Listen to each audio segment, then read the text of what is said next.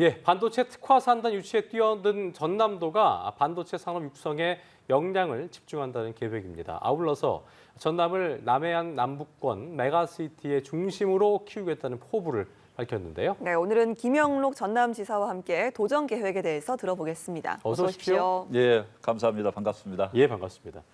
민선 7기에 이어서 민선 8기 전남도지사로 재선에 성공을 하셨습니다. 축하드리고요. 보통 새롭게 취임을 하신 경우에는 저희가 이제 이전에 하던 일이나 업무와 비교했을 때 어떻게 다른가를 여쭤보는데 우리 지사님 같은 경우에는 해오던 역할을 계속 이어가신 거기 때문에 네. 민선 7기에서 8기로 넘어오시면서 뭔가 좀 달라진 마음가짐이랄까요? 그럴 게 있을 것 같습니다. 어떤 게 좀 다를까요? 우선 지난 민선 7기 4년 동안 정말 많은 우리 도민들께서 또 우리 국민들께서 전라남도에 대한 성원과 사랑을 보내주어서 정말 큰 힘이 됐습니다. 많은 일을 했습니다. 그런데 이제 앞으로 4년 여러 가지 여건이 더 어려울 거 아닌가 하는 그런 이야기들이 있는데요. 예. 또 도민들의 기대는 예전보다 더 크다고 생각을 합니다. 그래서 지난 4년간 성과가 많이 있었지만은 앞으로 4년간 성과가 더 중요하다.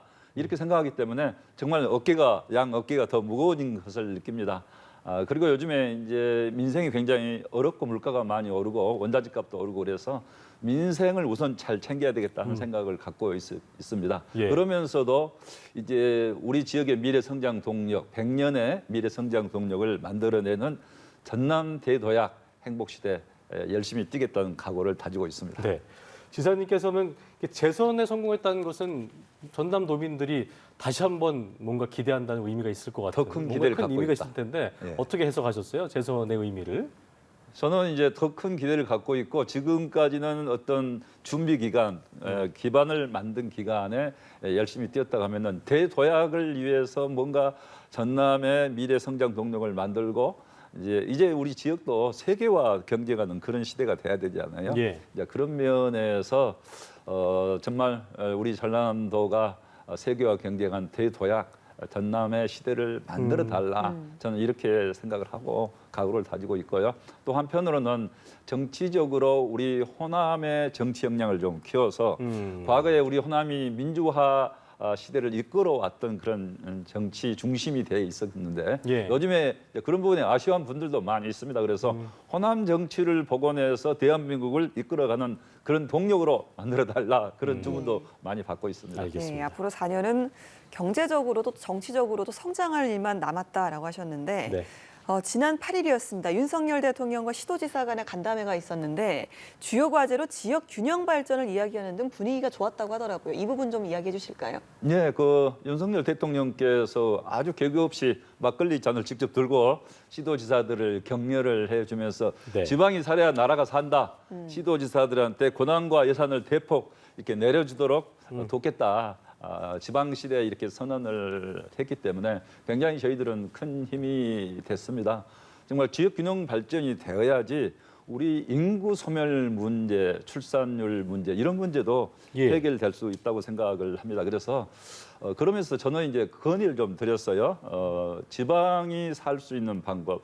첨단 산업도 지방에 유치할 수 있는 그런 길을 열어줘야 되는데 첨단 반도체 산업도 우리 광주, 전남, 대구, 경북, 영호남 반도체 동맹까지 이렇게 하겠다 하는데 네. 지방에 육성할 수 있는 길을 좀 만들어 주십시오 하는 그런 건의도 드렸고요. 또 방금도 지방 소멸 시대 이야기했습니다만 네. 뭔가 지방이 해보려고 해도 권한이 많이 제약돼 있어요. 네. 그렇죠. 그래서 중앙 권한을 대폭 지방으로 이양해 주십사 하는 그런 건의도 드렸고 그러셨군요. 굉장히 허심탄회하게 정말 저희들이 시도지사들이 힘을 낼 수 있는 그런 이야기들을 많이 해줬습니다. 네, 지금 말씀하신 것처럼 지역 경쟁력 높이는 방안으로 이제 반도체 특화단지 지정 건의하셨는데 그 지사께서 보실 때 타 지역과 비교했을 때 전남과 광주만의 어떤 입지 조건으로 이런 강점이 있다는 게 있다면 어떤 게 있을까요?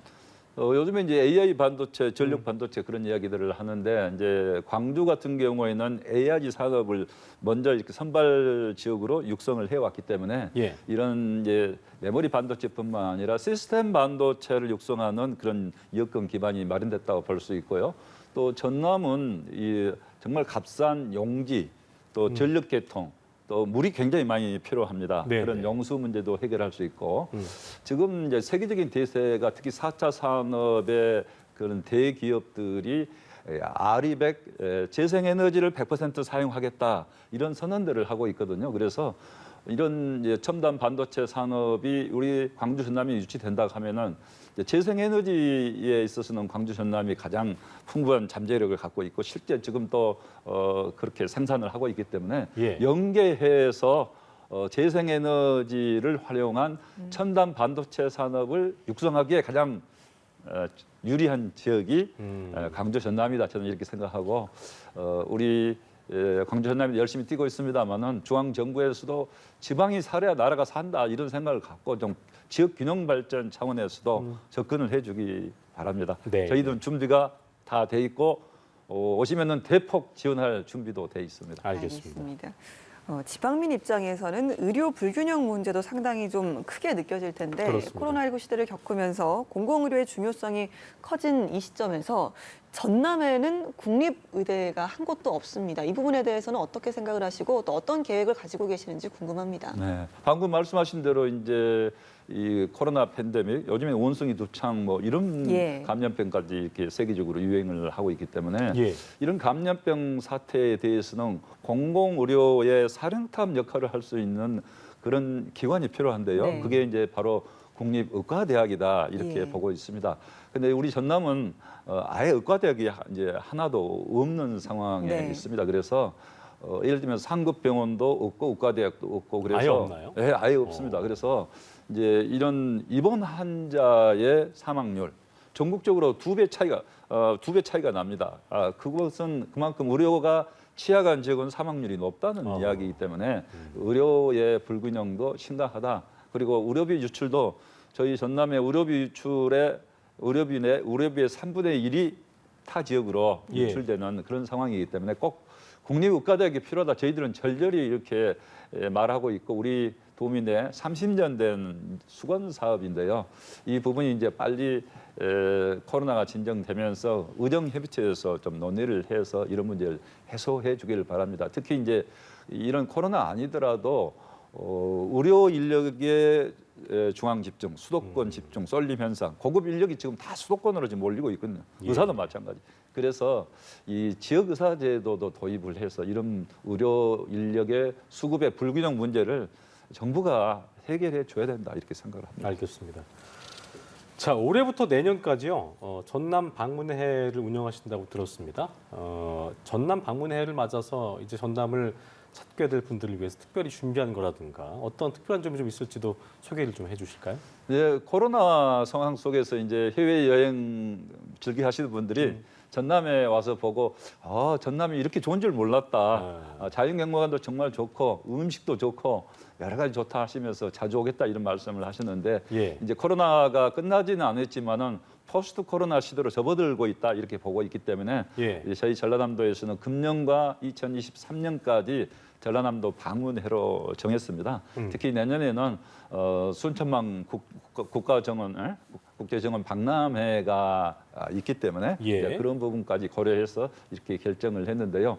우리 전남에 오시면은 우선 가족 단위 관광객들을 환영을 합니다. 그래서 3, 4인 가족들이 차를 갖고 오시면은 25만 원 내지 30만 원 지원하는 그런 프로그램도 예를 들면 있고요. 여러 가지 인센티브 제도를 이렇게 하면서 전남으로 오는 관광객들을 막고 있습니다. 특히 그동안에 우리 전라남도는 고급 숙박 시설이 부족했거든요. 이제 그런 면에서 앞으로 지금 많은 리조트 또 골프장 투자 러시가 우리 전남 지역에 이루어지고 있기 때문에 앞으로 이제 전남 관광객 1억 명 시대 네. 300만 해외 관광객을 유치하겠다는 목표를 달성하는데 최선의 노력을 다해서 일자리도 만들어내고 예. 또 우리 남해안 해안 관광벨트 전남에서부터 시작해서 부산, 울산, 경남까지 남해안 관광벨트를 세계적인 관광벨트로 만드는 데 함께 노력을 하겠습니다. 알겠습니다. 많은 좀 방문객들의 발길이 전남으로 향하길 좀 바라보겠습니다. 네. 지금까지 김영록 전남지사와 함께 이야기 나눠봤습니다. 오늘 말씀 고맙습니다. 고맙습니다. 감사합니다.